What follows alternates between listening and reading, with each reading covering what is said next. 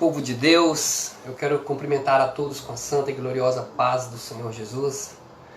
Quero dizer que dê um tempo aí de essa oportunidade, né? As portas estão fechando por um lado, assim a gente observa algumas igrejas não estão abrindo as suas congregações, o vírus está atacando aí. Mas eu louvo a Deus que de um outro modo também Deus está falando, Deus está avisando a tua igreja que Ele está às portas. Eu queria fazer um resumo aqui de toda a lição desse trimestre. Estamos hoje na 12ª lição. Mas eu queria fazer um resumo dessa lição tão maravilhosa onde nós estudamos sobre o pentecostalismo. Eu louvo a Deus por esta lição. Na primeira lição nós aprendemos sobre a pessoa do Espírito Santo. E o textual disse assim: e não entristeçais o Espírito Santo de Deus, no qual estáis selado para o dia da redenção. Efésios capítulo 4, verso 30. E a verdade prática diz que somente a Bíblia revela a verdadeira identidade e a obra do Espírito Santo. Um tema que nós, pentecostais, vivenciamos. Essa primeira lição ela vem falando da pessoa do Espírito Santo, dos seus atributos, da sua onipresença, onisciência e onipotência. Também vem falando, que somente a Bíblia, não tem outro livro de autoajuda, de revelação de A, de B, não. Somente a Bíblia Sagrada, ela é autorizada, ela é a palavra de Deus que nos abre a nossa mente. Ela é a bula, ela é o caminho que nos indica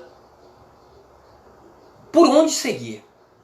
Somente a Bíblia revela a verdadeira identidade e a obra do Espírito Santo.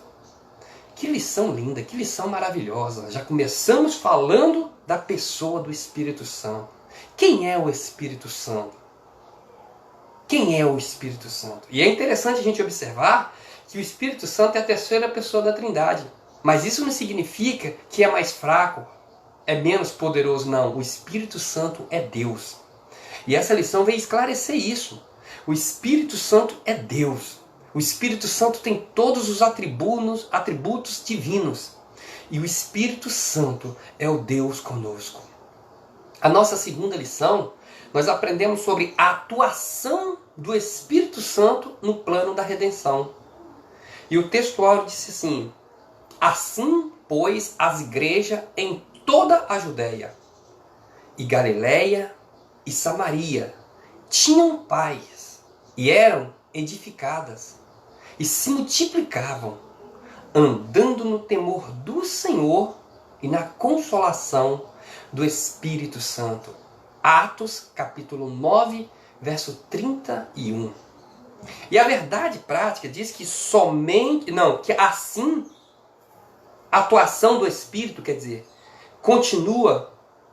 é contínua na igreja, na vida do crente. E isso o acompanha desde a sua conversão até o final da jornada cristã.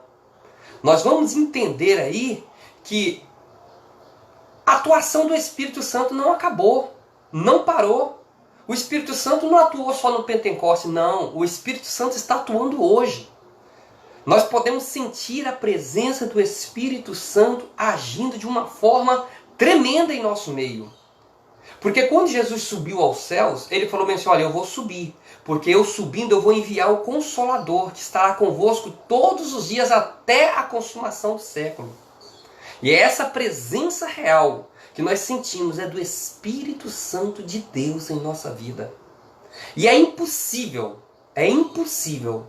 você não ter a presença de Deus. Quando você não crê que Jesus Cristo é Deus, quando você não crê que Deus é o Deus Todo-Poderoso, como você vai crer no Espírito Santo? Porque Ele está dentro de nós. Ele está conosco. A todos os momentos nós sentimos a sua presença. A lição vai falar que a atuação do Espírito Santo ela é contínua. Quer dizer, ela não para. Ela é dinâmica. Ela tem várias formas de trabalhar. há várias diversidades de modelos, de dons, de profecias, há diversidade de modos de trabalhar. Isso bem claro em Hebreus capítulo de número 1, dizendo que, havendo Deus antigamente falado de vários modos, de várias maneiras, através dos pais, dos profetas, hoje Ele nos fala através do seu Filho. Quem? Jesus Cristo. Se você for observar esse texto, você vai observar que no Antigo Testamento, Deus ele falava através da vara de Moisés, através dos profetas, através dos pais da fé, que era Abraão, através dos profetas maiores, dos profetas menores, Jonas, Miquéia, Naum, Abacuque, Jeremias, Ezequias, Daniel, e aí vai falando todos os profetas. Só que hoje ele fala-nos através do seu Filho, através da sua palavra, através do Espírito Santo, nos convencendo todos os dias do pecado, da justiça e do juízo. É a função do Espírito Santo. É o Espírito Santo que te convence, é o Espírito Santo que me convence que eu estou errado, que eu estou no caminho errado, que eu estou praticando obras erradas. Então, a atuação do Espírito, ela é contínua, ela é dinâmica. Aleluias. A lição de número 4, ela falou sobre a atualidade dos dons espirituais. A lição de número 4, não, a lição de número 3, ela fala sobre o batismo do Espírito Santo. Eu estou até pulando. A lição de número 3, ela falou sobre o batismo do Espírito Santo. E o textual disse assim, porque na verdade, João batizou com água, mas vós sereis batizado pelo Espírito Santo, não muito depois desses dias. Atos capítulo 1, verso 5. E a verdade prática diz que ser batizado pelo Espírito Santo é uma experiência espiritual perfeitamente distinta de nossa conversão. É diferente. Quando você aceita Jesus como seu único e suficiente Salvador, você é selado pelo Espírito Santo. É diferente de ser batizado pelo Espírito Santo. Quando você é selado, você está dizendo, eu sou propriedade de Deus. Eu sou uma nova criatura. Eu estou fazendo parte. Agora eu fui comprado e remido pelo sangue de Cristo. Agora eu tenho um dono. O meu patrão agora é Deus. Eu tenho o selo da salvação. Eu fui selado pelo Espírito Santo. Agora, batizado pelo Espírito Santo é quando você fala em línguas. Quando Deus traz, quando você é batizado com o Espírito Santo, abre-se a janela, abre-se a porta da graça. E aí você começa a pedir dons. Você foi batizado. Depois vem o dom da palavra, palavra da sabedoria, palavra da ciência, dom da fé, dom de curas, dom de interpretação, de variedades de línguas, de interpretações de línguas e assim sucessivamente. A partir do batismo com o Espírito Santo. Então o batismo com o Espírito Santo é uma experiência particular de cada um. Tem pessoas que oram logo no batismo nas águas, ele é batizado com o Espírito Santo. Já tem pessoas que ao longo da sua vida cristã, ele só vai ser batizado já no final. E tem pessoas que morrem sem ser batizado com o Espírito Santo. Mas isso não significa que ele perdeu a salvação. O batismo com o Espírito Santo, aliás, não garante salvação a ninguém. O que garante a sua salvação é você ser fiel até a morte. Porque o próprio Jesus falou assim, olha, eu dar-te-ei a coroa da vida. Nós estamos numa caminhada, há um processo, há uma caminhada a seguir. Muitos têm parado pelo meio do caminho. Muitos têm deixado a sua cruz. Mas só é vencedor aquele que vai até o fim. Não desista da sua cruz. Leva ela. Aquele que quiser vir após mim, tome a sua cruz e siga-me. Aceite a Jesus. Acompanha. Vai para a igreja. Acompanha os caminhos do Senhor. Não é fácil. Mas é compensador. Aleluias. A lição de número 4, nós aprendemos sobre a atualidade dos dons espirituais. E o texto áureo disse assim, ora, há diversidades de dons, mas o Espírito é o mesmo. Aleluias. 1 Coríntios capítulo 12, verso 4. E o texto áureo diz que ser pentecostal está querendo dizer que você ser pentecostal, você tem que acreditar. Significa crer. na atualidade das manifestações do Espírito. E isso envolve o batismo com o Espírito Santo e os dons espirituais. Os dons espirituais, está aí, está na atualidade. Está para todos. É só buscar. Entra no seu quarto, faça um propósito, busque a Deus. Faça um compromisso a cada dia. Nós devemos fazer isso. Eu preciso fazer isso. Nós precisamos fazer isso. Porque os dons espirituais estão aí. Deus ele não deu só para os apóstolos, não. Ele deu para todos. E é interessante que essa lição, ela falou sobre os dons espirituais. E fala em 1 Coríntios capítulo 12, verso 4, fala sobre os dons ministeriais, né? Os dons de ministério e os dons de profecia. Você vai estudar ali, você vai ver que nem todos vão ser pastor, nem todos vão ser evangelistas, nem todos vão ser doutores, nem todos vão ser pastores. Porém, Deus deu uns para apóstolo, outros para evangelista, outros para pastores e outros para doutores. E quando fala que a diversidade de dons, é porque, irmãos, é dons espirituais. Dons é diferente de você falar bem assim, eu não falo assim, eu tenho o dom de ser pastor, eu tenho a vocação de ser pastor, eu fui... Não, tem pessoas que foram eleitas, tem pessoas que foram vocacionadas, tem pessoas que foram chamadas e tem pessoas também que foram sorteadas, né? Meu Deus, tem muitas pessoas que estão sendo sorteadas, tem muitas pessoas que estão sendo indicadas, mas nós sabemos, porque o Espírito Santo de Deus, ele coloca dentro de você o dom. É Ele quem te capacita, aleluias. E Ele vai te mostrar o caminho certo. Tem pessoas que, mas qual é o meu dom? De repente você quer ser um pastor, mas de repente você não tem esse chamado. De repente você não tem esse chamado. Mas eu quero ser um pastor, eu quero ser aquele outro, mas e a sua estrutura? E a sua base? E a sua raiz? Se contenta do que o Senhor te deu. Agora, o que o Senhor te deu, faça com perfeição. Não queira ser só um membro de banco, não. Faça com prazer, faça. Ainda que for para limpar um banheiro da igreja, ainda que for para cuidar de criança, ainda que for qualquer coisa, ou que seja ruim, ou que seja bom, que não tem nada na obra do Senhor. Tudo que você fazer na obra do Senhor, você tem recompensa. E a nossa lição de número 5, nós aprendemos sobre o fruto do Espírito. O eu crucificado. Que lição linda. E o texto áureo disse bem assim, ora, o Deus de esperança vos encha de todo o gozo e paz em crença, para que vos abundeis na esperança pela virtude do Espírito Santo. Romanos capítulo 15, verso 13. E a verdade prática diz assim, que o fruto do Espírito é um dos temas mais vibrantes da ética cristã, pois ela mostra para o mundo que o Espírito Santo colocou dentro de cada um de nós. Que lição linda! O fruto do Espírito não é nada mais, nada menos do que a qualidade que o crente tem que demonstrar.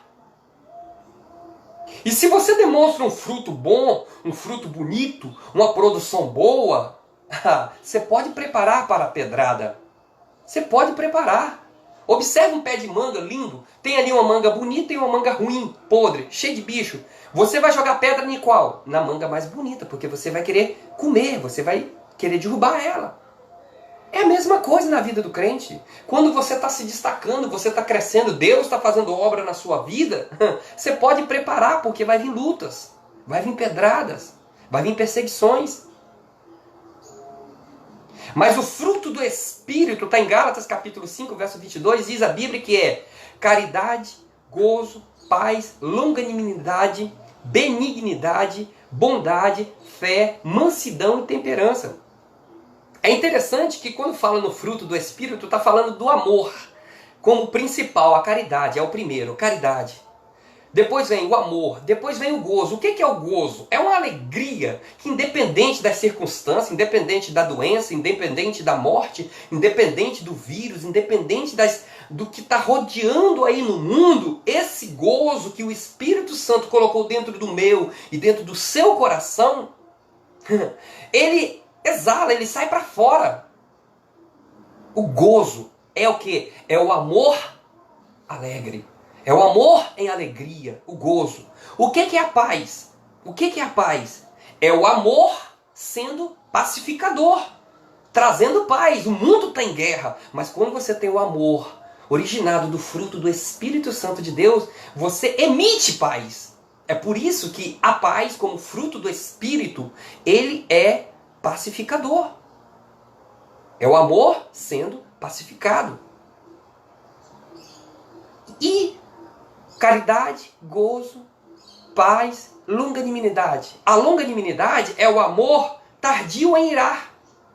Ah, mas eu estou revoltado, eu vou pegar, eu vou fazer, eu vou quebrar tudo. Pera aí, o amor como longânimo, ele engole seco, dá aquela respirada, para e pensa nas consequências, porque ele é longânimo, ele não vai agir. Aí depois vem o quê? A bondade e a benignidade, que é chamado de os frutos gêmeos. A bondade, ela é a prática. A benignidade, ela é o pensamento. A bondade, ela é a ação. A benignidade, ela é um conjunto de que contribui para aquela ação. Então, se você vai ver, a benignidade e a bondade são gêmeos. Eu vou ter um pensamento benigno e vou fazer uma ação boa. Se eu tenho um pensamento maligno, eu vou ter uma ação má. Então, a benignidade e a bondade são os frutos gêmeos. A benignidade é o pensamento em amor. A bondade é o amor em ação. Caridade, gozo, paz, longanimidade, benignidade, bondade. A fé é o amor sobrenatural.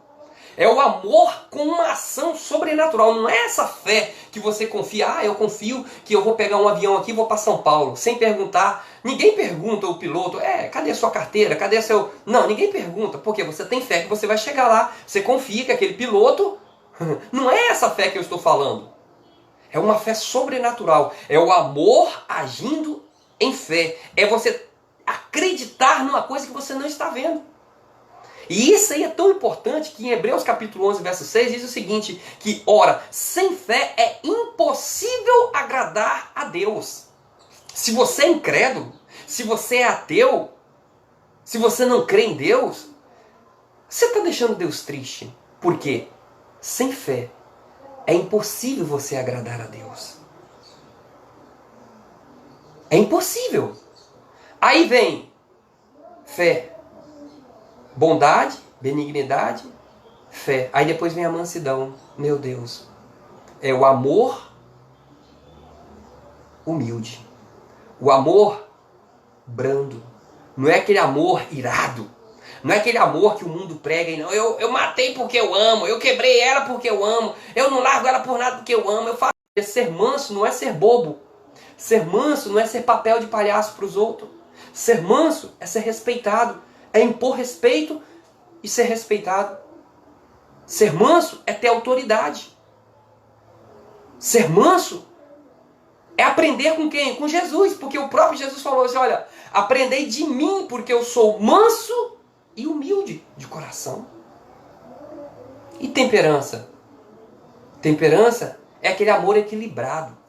Não é aquele amor pegajoso. Não é aquele amor de você falar bem assim. Ah, não, ela é só isso, é minha, é só meu, é minha. Não, peraí. O amor equilibrado. A Bíblia fala que nós somos sal. E o sal, ele serve para temperar. Só que o sal salgado demais estraga a comida. O sal temperado demais estraga a comida. Ela pode estar toda bonita, toda bem apresentada, mas se tiver salgada, não presta. Então, o sal, ele é para temperar. É para equilibrar. É para equilibrar. E é interessante, né? Que o sal ele tempera, ele conserva. O sal ele aquece, porque o sal é jogado lá nos Estados Unidos, lá nas neves, lá para aquecer, né? Derreter a neve. O sal ele tem várias funções. Só que ele demais, ele estraga. Ele prejudica a saúde. O sal demais prejudica a sua saúde.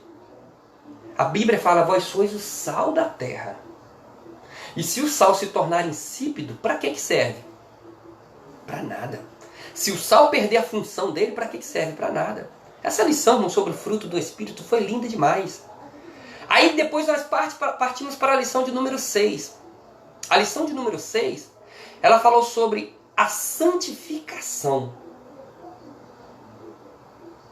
Compromisso com a ética do Espírito Santo. A lição de número 6.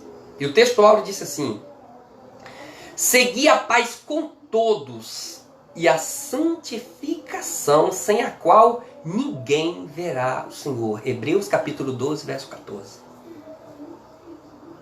E o texto, a verdade prática diz que a santificação é especialidade do Espírito Santo.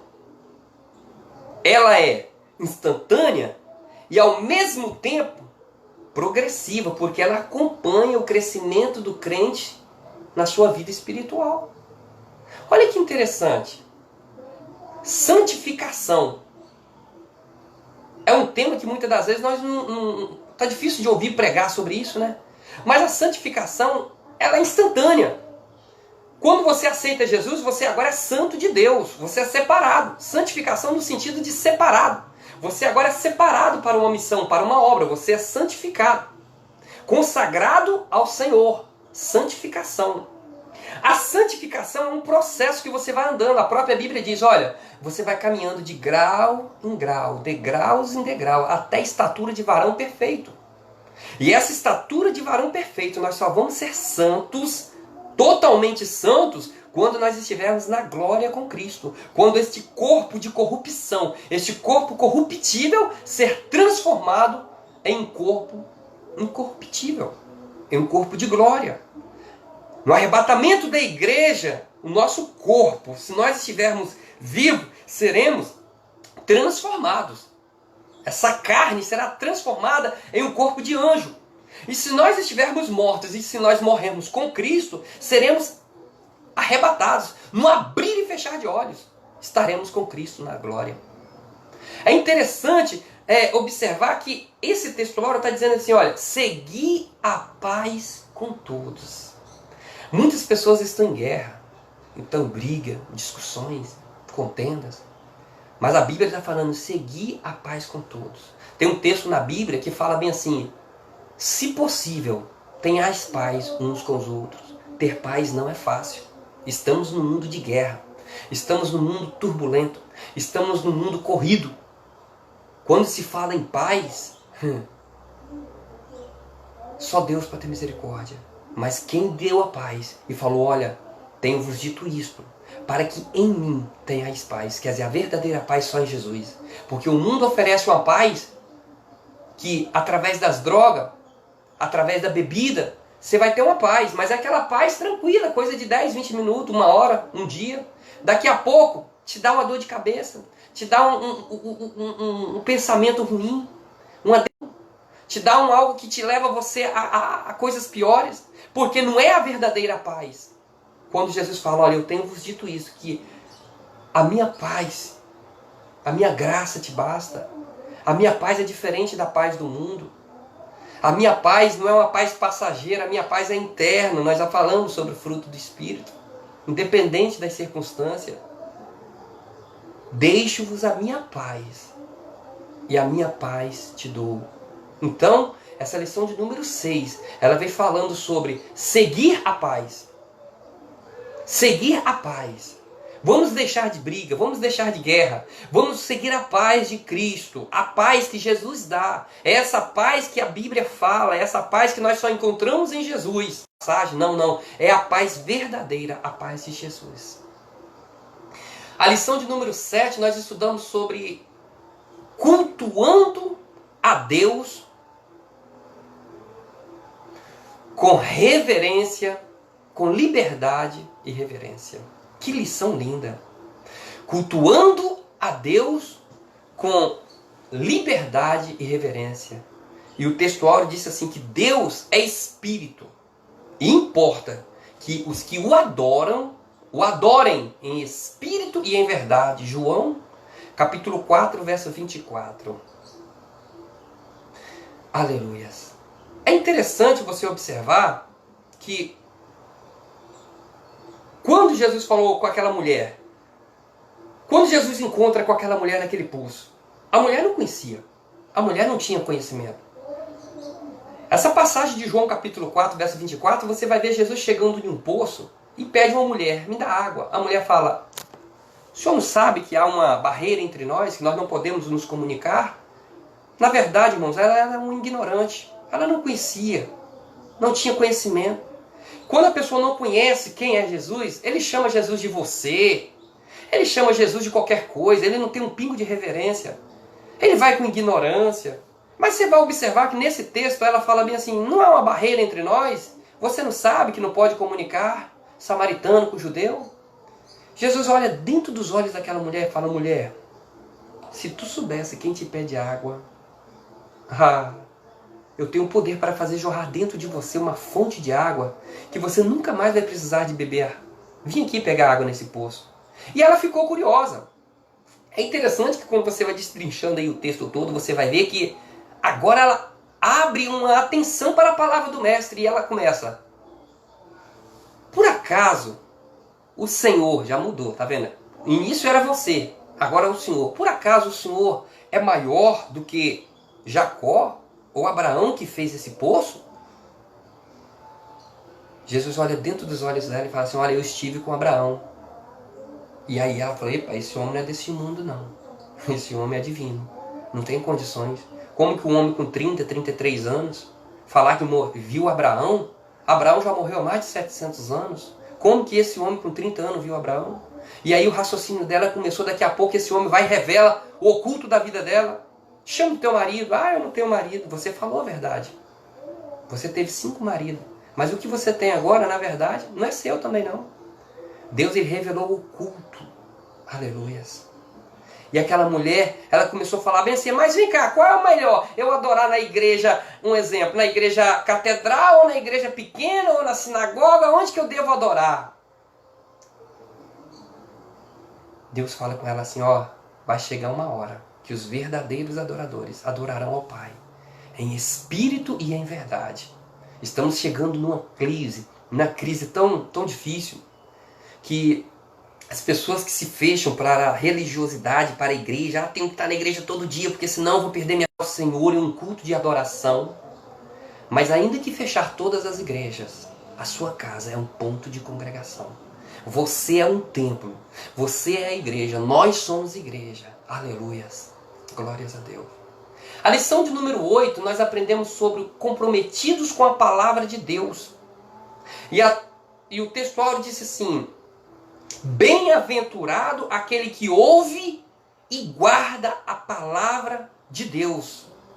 Lucas capítulo 11, verso 28. E a verdade prática diz que a autoridade divina das Escrituras, da Bíblia Sagrada, se deriva da sua origem em Deus.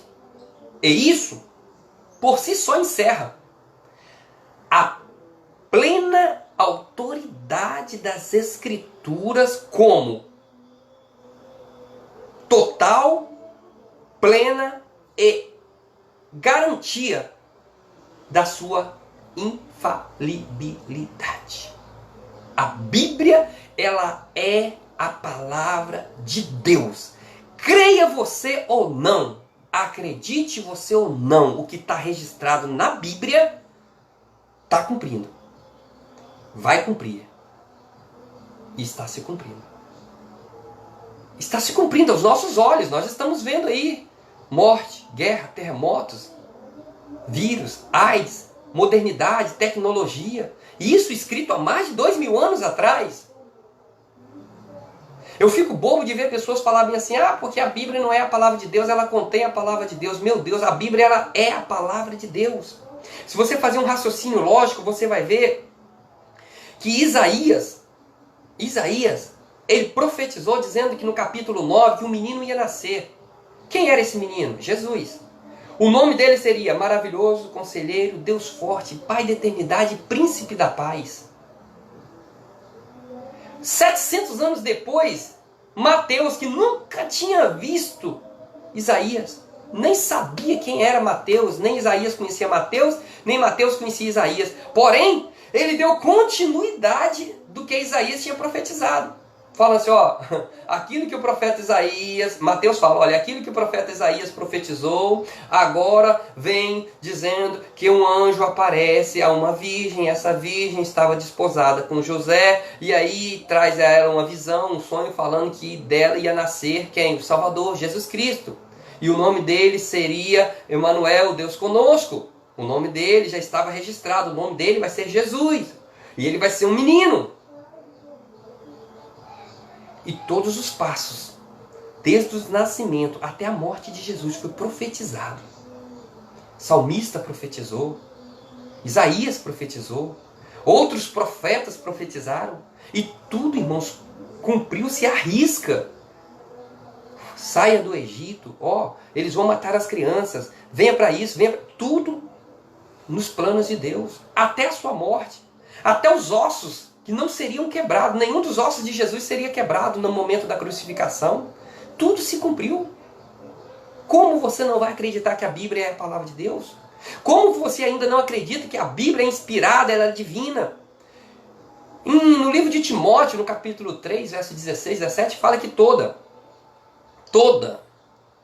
não é só metade, não é só o Novo Testamento, ou só o Velho Testamento, ou só uma parte, não. Toda a Escritura divinamente inspirada é proveitosa para ensinar, para corrigir, para instruir em justiça, para que o servo de Deus seja perfeito e perfeitamente preparado para toda boa obra. Quer ser um bom professor? Estude a palavra. Quer ser um bom pastor? Estude a palavra. Quer ser um bom pai, uma boa mãe? Estude a palavra. Guarde ela no seu coração. O salmista Davi, em um momento de grande emoção, de grande alegria, de grande êxtase, ele chega a falar bem assim, olha, a tua palavra é mais doce do que o mel. É como desfilar dos favos, está em Salmos de número